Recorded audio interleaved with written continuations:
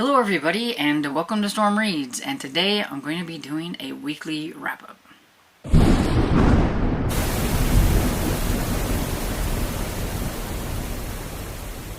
So, like I said, I'm going to be doing a weekly wrap-up. I'm going to try to vlog through February a little bit, but I did have a few books at the beginning of February that I read that had nothing to do with my retro romances, and I'm going to just save like my vlogging for that. And so anytime I have any other kind of books, I'm going to put it in like a recent reads or just another wrap up of some sort. I did have 3 books that I need to wrap up from January that I read at the beginning of last week, so I thought I would just go ahead and do a weekly wrap up and just talk about all of those. And there's quite a few things to get to, and so I'm just going to jump into that. So the first one I have is Haunted by Heather Graham, and this is the first book in the Harrison Investigation series. And I wanted to go back and start here because this is kind of like a prequel to the Crew of Hunters series. Not that it necessarily probably had to be read, but I just wanted to kind of go back and see how it started. And it is reading a book off of my shelf, and so that's even cooler. And I brought my friend Barb along with me since she likes the Crew of Hunters. We both read this one, and it's not my favorite from Heather Graham. Now, I haven't read a lot of Heather Graham. I'm trying to rectify that because I really do like her. I've read 17 of her Crew of Hunter books, and I've read a few here and there from some other series that like I need to go back and start all over because I never really finished them and everything. And so I don't have a whole lot to go on except for basically Crew of Hunters. But yeah, I would say this is probably my least favorite of any of the books that I've read from her. And it's just because if one of the characters in the relationship is a jerk through like pretty much the whole entire thing, I can't get behind a relationship. And that's pretty much what was happening in this one. Now, I wanted to go back and read the Harrison Investigation because Adam Harrison, who is the founder of the Harrison Investigations, is also the person who founded the Crew of Hunters series. And so you get him a little bit throughout the series, but you don't know a whole lot about him. So I'm hoping this is going to like at least give me a little bit more insight into why he started the Crew of Hunters series and the things like that. And so in this one, we have Darcy, and at the beginning, it's got the prologue when she's a teenager. There's a tragic accident that happens with her and her friend, her best friend Josh, and he had like the ability to see things and all that stuff. And somehow, with this tragic accident, he passes that stuff on to her.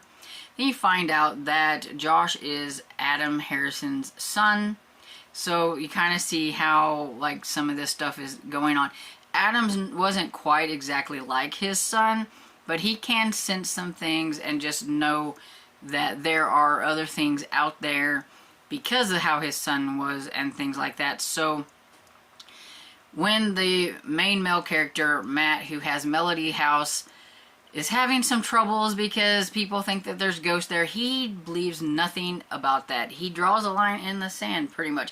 You are not going to get him to budge. He will not believe that there are ghosts. No matter what he sees or what happens, there is no such thing as ghost. And he says that so much to the fact that he's quite a jerk about it. Especially when Darcy is the one there seeing about his ghostly problems or whatever. Now, like the Crew of Hunters, usually there is another element to things. There is a human person that is probably doing some of the things, but there is also always going to be that little bit of a paranormal thing. Somebody sees a ghost, somebody, a ghost might help them do something or whatever it is. The ghost of the past helping the people in the future and things like that. There's always going to be that there, and it's the same here and everything, but there is that mystery crime element and then the paranormal stuff, which is what I liked about it, which is why it gets 3 stars. It probably would have just got 2 stars if we were just going on the relationship alone. I didn't believe in the relationship because Matt was a jerk and I thought Darcy deserved somebody else. There were quite a few times when I was hoping that Matt was the bad guy. So yeah, so it gets 3 stars. Didn't really care for the relationship, but the paranormal part was interesting. It was interesting kind of getting to know Adam a little bit, and I'm hoping throughout the Harrison investigation series we'll find out a little bit more and a little bit more about Adam, and that was my goal behind starting here again. So, you know, that's accomplished in a way. I'm getting to know Adam and everything. We'll probably work on this alongside Crew of Hunter series and everything, but yeah, it was fun for the most part. But the relationship was not. Then the next one I have is Body on the Doorstep by Marty Wingate. This is the first book in the London Ladies Murder Club. And it's a historical mystery set in the 1920s. And we have Mabel, who is wanting to be an independent woman. And she's getting her first job as somebody who is part of the Useful Women's Agency. So there is a lady who has started this agency, Mrs. Kerr. And she will assign women to do these tasks that other people don't want to do, pretty much. So maybe a lady needs help with her laundry or walking the dog. Basically, probably working for some fancy people that don't want to take the effort to do the things. Well, they're going to be the ones to do it. They're going to make themselves useful, as the name is. Well, so Mabel's first job is to go to this lady's house. She's having a wake. She doesn't really know what she's supposed to do when she gets there. She just knows that she's supposed to go there, and so she does. So she's like, you know, kind of helping like make sandwiches or whatever. She told the lady that answered the door, who was like the cook or housekeeper or whatever, just put me to work, I'll do whatever. And so she does that. Then she meets the lady who's having the wake, Rosalind. She finds out that her husband has been missing for, I think, 7 years or somewhere around there. And he's finally been, I guess, declared dead. And so they are finally having a wake to kind of get together and memorialize him and all that stuff with some of her friends and things. And so basically just having a wake without a body. But while they're doing that and everything, Mabel answers the door and a body falls at her feet. Nobody knows who he is. He's dressed like he might have been in the military, and he has a note for Rosalind, and it has something to do with Guy. And so now they're wondering, you know, what does this guy have to do with her husband? And, you know, what happened to her husband? Because nobody ever really knew that. Her brother used to work for the police, but he doesn't anymore, and you find out all the reasons why he doesn't work there anymore, but he's kind of knows the fella that's doing the investigating, the inspector, and so he's in on things a little bit, but he's kind of doing an independent investigation. Out of all the people that were there when everything happens, Mabel is pretty much the only one that doesn't know anything about any of the stuff that's going on. So she is really surprised when one day she realizes that this guy Parks is her neighbor at her apartment complex, because he's keeping an eye on her because he didn't know her and he needed a place to stay, and that kind of ruffled her feathers a little bit. But they end up working together to try to figure out what was going on. My only problem with this is I thought that was kind of a weird and strange plot to do for your first book. You're introducing your characters and all that, but she has no connection to the body, to the people that, you know, it happened to, any of that. She doesn't know any of these people. And usually with like cozy mysteries and things like that, either the main character is a suspect, the main character's family member is a suspect, or, you know, something like that, or somebody she knew is the one that is dead and that's why she was investigating, or he. So, you know, that's usually how it goes. So I thought it was really strange because she knows none of these people. If it was me, I would just excused myself and walked away and been like, you know, I'll let you guys figure out what's going on because I don't know you. I don't know you from Adam. Don't know you. I'm just going to go and get my next assignment at the Useful Women's Agency and just go on my day. So it was just kind of weird that she wanted to help out, and she kept coming back and asking questions about things, because it's like, mind your business. You don't know these people. Let them do their thing. Let the police handle it, or whatever. I can see it a little bit different if, like, you were the suspect, or your family member was a suspect, or a friend was a suspect, but she didn't know any of these people or any of that thing. And, I mean, they weren't necessarily even suspects and everything. So I just thought that was kind of an different and unusual way to start a series.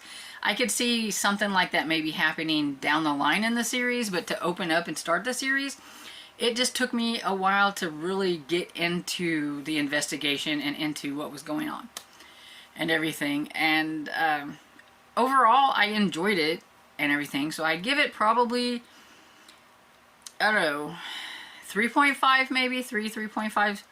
I can't remember exactly what I give it, but I do have the next one. This was an E-Arc, and I do have the next one as an E-Arc 2. They came out on like the same day, so I need to get to that one soon. That one's called The Body at the Seance, I think. And so I'm sure as I get into it, I will like it a little bit more. I liked Mabel, and I liked Parks, and I liked Rosalind and them, and it was an okay mystery. I didn't feel like there was a lot of suspects, so I kind of had it like narrowed down like to who it was going to be, but overall it wasn't too bad. Then the next one I have is The Wandering Hour by Zach Lauren Clark and Nicholas. I'm not even going to try to pronounce that last name, so we're just going to say Nick. And this one is the first book in the Doomsday Archives, and it is a middle grade horror. I gave this one 4 stars. I thought it was interesting. It has a, I don't know, it has a little bit of a sci-fi, I think, element. I thought it was more kind of sci-fi-ish than horror, but I mean, a middle grader might think it's kind of spooky. But it's about 3 kids. Emery's, I think that's his name, is new to the town. He's always been kind of considered being kind of weird and a little strange and everything, and he's always careful about what he says because people might look at him kind of strange and everything, and he gets a little sensitive when somebody calls him like weird and everything because of that. And he's friends with Hazel, I think is her name. I am trying to think of the names without looking it up, so we'll see how that goes. And he had met her, I think, at a camp. Well, he lived somewhere else, and she lived in New Rotterdam. I think that's what it's called, Rotterdam, something like that. And his family is moving there, and so he's excited because he's going to have a friend. At least there's somebody he knows that kind of gets him and all that kind of stuff. And he didn't think about the fact that she might have a friend too. And so enters, I think her name is Sierra or Serena, something like that. And everything. They don't get along very well because she's not really in on the whole strange monster thing. And Hazel and him, they're kind of monster buffs. They like to watch horror movies, and they get together and do that. They always follow this wiki that has about all the strange occurrences that happens in New Rotterdam. And he thinks that, you know, since he's in a place that's weirder than him, that maybe he would fit in and all that kind of good stuff. And then there is a person in their apartment complex, an older man. They're always thinking he's like a wizard or a sorcerer or something because strange things are always going on. Well, something happens one night. Emery decides to go check it out. The 2 girls go with him because, well, Hazel was going to see what was going on and her friend was going to go with her. And there's like this big explosion, and they find out that there's this whole like weird order thing happening or whatever. And there's the whole archives of all the strangeness that happens in New Rotterdam. So it's a little bit more real than he might have thought it was. You know, it's always kind of fun to think that things are are out there, but to know that there is creatures and things is a little bit different. But because of them interfering in some things and what happens, they had a rule, like a pain hit them, and whatever that was, anyway, it has initiated them into this whole, like, order of, I can't remember what it was, the order of something. And there is this yellow court out there, and so you got your bad guys and your good guys, and the guy that used to live there, he had to really quickly think of something to do, and he knew a spell, and he put himself inside a book, and he can't get himself out. So they've got this book, this atlas or whatever, that's supposed to have like all the stuff that order, it's kind of like their book of magic and spells or whatever, and there's an eyeball, and so and he talks, and so the guy is inside this thing and everything because he can't figure out how to get out. And so each of them can pick a relic, and that relic is going to help them fight in their like quest to do whatever. And the one girl, Sierra, whatever her name was, doesn't really want to believe in any of this thing and doesn't want anything to do with it, so she doesn't pick anything out. But he picks the book because it is a relic, and he wants to learn magic and things like that, and he thinks that'd be the thing for him. His friend Hazel picks out, I think it was a necklace or something, or a headband. But it becomes something really cool. Like once you put it on, it becomes something really cool. Disguises itself, I guess you could say. Sierra is drawn to a shield, but she doesn't want anything to do with it, so she doesn't take it and everything. But of course, there are some things that are going to be happening, and they're going to have to like try to figure it out. There is a, as you can kind of see on the cover, a hourglass, and it's not a nice hourglass because there is a nasty little witch that is associated with that. And the wandering hour is what happens when that hourglass comes and the red sand comes out, and the person, usually a kid, time stops, except for this witch that's after that person and them trying to escape. And I'm guessing if they can make it through that wandering hour, then they're kind of free or whatever, but nobody usually makes it, and the witch gets to eat them or whatever. And there's a lot of missing kids going on in the town, but nobody seems to really understand why or care that much. I don't know. But, you know, they're on the job, so, and they decided to call the relic room or the relic place or whatever the Doomsday Archives, and so that's kind of where it gets its name. And kind of curious to see what is going to happen next. It was interesting. It's kind of hard to explain, as you can tell, but I found it interesting enough. I gave it 4 stars, and it was an e-arc that I had too, and so look at me getting some e-arcs done because that usually doesn't happen. Okay, so the next one I have is a book that I started on like the last day of January, and I was into it pretty well. It was an audiobook that I finished it on the first day because I'm like, get this one finished, then I can work really hard on like my retros and things like that. And that was The Keys to Deceit by Ashley Weaver. It is the second book in the Electra McDonald series. Look at me go. I read, or at least I started in January, 2 books from the same series. I finished the second one the next month, but I started it, so. Anyway, so it's about Electra McDonald, and okay, so it's 1940s London, and Ellie and her family, since the first book, they have promised Major Ramsey that they wouldn't do any kind of illegal activity anymore.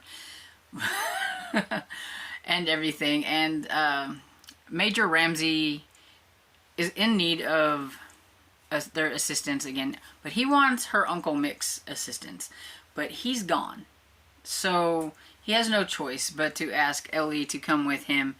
And I feel like the relationship with Ellie and Major Ramsey is kind of wishy-washy because I think he kind of likes her, but I think he is not happy with the facts that she was living a life of crime and things like that. And so it's kind of tainted things a little bit. And there's still Felix. And I really don't know how I feel about this whole Felix, Major Ramsey, Ellie thing.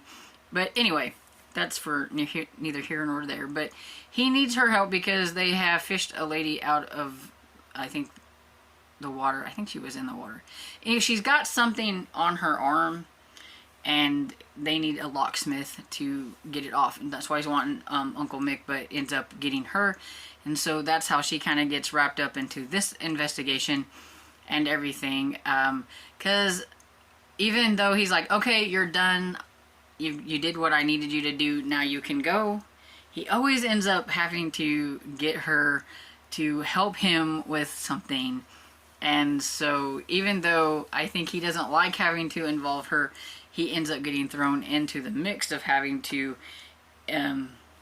pull her in. And Uncle Mick's on occasion as well and everything. But he's so straight-laced and by the book, and she's not.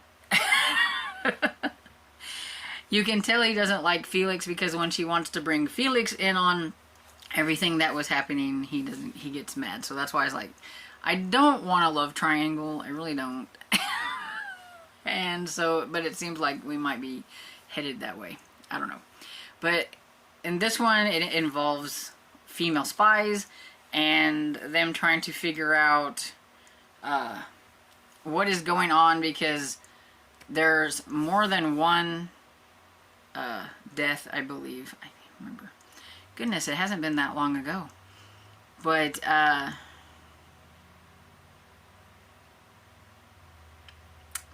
it's clear that the lady is involved in espionage, and probably not for the good of things. So they want to figure out what it is she is sending and how it is happening. And they end up finding out that there are more female spies in this ring, and they're trying to figure out who is leading the ring, and you know what it is that they are, the information that they are giving or whatever. And so of course Ellie gets wrapped up in all of that and everything. I liked it. I gave it 4 stars. I may not be able to articulate my words very well on what in the world happened, but I remember what happened a little bit. It's just sometimes it doesn't come out the way I want it to. So I'm just going to say I liked it, and I can't wait to get to the next one. Probably in March, because I can't get to the next one in February. I got too much other stuff to read. But yeah, I'm really enjoying it, and I am trying to not necessarily binge read series, but I'm trying to read some of them a little bit quicker than I have been so that I don't forget some of the basic stuff. We'll see how that goes. Anyway, so there was that, and then I read 3 Tall Tales stories. They were 40 pages apiece. The first one was The Tales of Pecos Bill, and it was by Sean Tulin, and hold up. The illustrator was Elisa K. Weber. These were graphic novels, and like I said, they were small. It's got it on here as they were picture books, so maybe they were kids' books about the Tall Tales. And if you don't know who Pecos Bill is, he is a larger-than-life cowboy who was supposedly wrangled a tornado. And a lot of times they say that these Tall Tales were about men, you know, but exaggerated or whatever. So maybe something they did, and, you know, somebody takes that, and then you tell somebody else, and then you tell somebody else, and then before you know it, there's the Tall Tale. And so he was supposed to wrestled with wolves, grappled with the wild mare. If I remember right, his wrangling the tornado or whatever it was and stuff, he had his boots in the ground, and anyway, he was supposed to have made the Rio Grande or whatever. Things like that. I'm learning that everybody's stories on these people of Tall Tales are different, because I remember watching a cartoon about Pecos Bill, and some of the stuff that was in this graphic novel that wasn't in like the cartoon that I watched, so that was interesting. But I had that one, and then I had the Tall Tales of Paul Bunyan, and that one was by Martin Powell, and I have to look up the illustrator. And so the illustrator for this graphic novel was Aaron Blecha. I'm probably butchering the last name. And anyway, this is about your legendary woodsman, right? He was a giant of a man who had a giant axe who could like chop from one tree to the other and swing back and forth and like, you know, bulldoze down the trees or whatever it was and everything. And he helped settlers clear land and all that kind of good stuff. And he come across an ox that was freezing out in the freezing cold one time, and he saved the ox. They become the best of friends, and because they were such good friends and they liked to wrestle and all that stuff, that they wrestled so much and they pushed the dirt here and yonder that they created the Grand Canyon. Things like that. So it's a tall tale. And then the next one I had was John Henry. It's the Tall Tales of John Henry. The man who was born with a hammer in his hand. Yep, so this one is John Henry, Hammer and Hero by Stephanie True-Peters, and the illustrator was Nelson Evergreen. And so, yeah, so this one is about John Henry, who he was a larger-than-life man, too. Like, he was born, he was huge. He had a hammer, and they don't know how he got the hammer. His parents or whatever. He must have been born with that hammer in his hand. And he was never without that hammer. And he learned how to wield that hammer so well. And he was so strong that whenever he went out to, after slavery and everything, and he was freed, everybody was free, then he went out to seek a job. He found a job working for a railroad. They were looking for people to drive the stakes in or whatever it is. I can't remember what they call the person that held the stake or whatever, but they were wanting to see if he knew what he was doing, and nobody wanted to hold it for him because they were like, if he misses, I'm dead, because he's a giant man and he had the giant hammer. But this little skinny guy's like, I'll do it. So he holds it, and they never seen anybody be able to slam down a spike in one blow. But that was him. He could do it. They put it down, and so he laid all this railroad, and then people are talking about him. You know how you talk him up and everything, and how big John Henry this, John Henry that. Well, a salesman with this machine says, I bet my machine would beat him. And so, of course, you have the famous John Henry versus the steam engine machine on who could hammer the most rail spikes and everything and go through this tunnel and all that kind of stuff. Has a little bit of a sad ending, but yeah, I always remember John Henry. I've always remembered him. Paul Bunyan and Pecos Bill. Those were my three that I remember from my childhood, watching cartoons and reading stories about, and so it was kind of fun. Those three were for Folklore February that Kat from Kat's Novel Adventures putting together, because she included Tall Tales this time, and I said, well, I will give it a try. I managed to read those all in one day because like they were short, and she was having reading sprints, and I just read them during that. And so yeah, so that's all the books that I have for this wrap up. It went on longer than I was hoping it would go, but you know how I am. I get to talking and I ramble a bit and everything. And so, have you read any of these books that I've talked about? Have I piqued your interest on any of these? Some of the e-arcs that I mentioned, they are out, so you can look them up if you would like. And let me know what you read last week. What was something that you really enjoyed last week? And I hope you enjoyed this video, and if you did, please give it a thumbs up and subscribe, and I will see you all in the next video. Bye.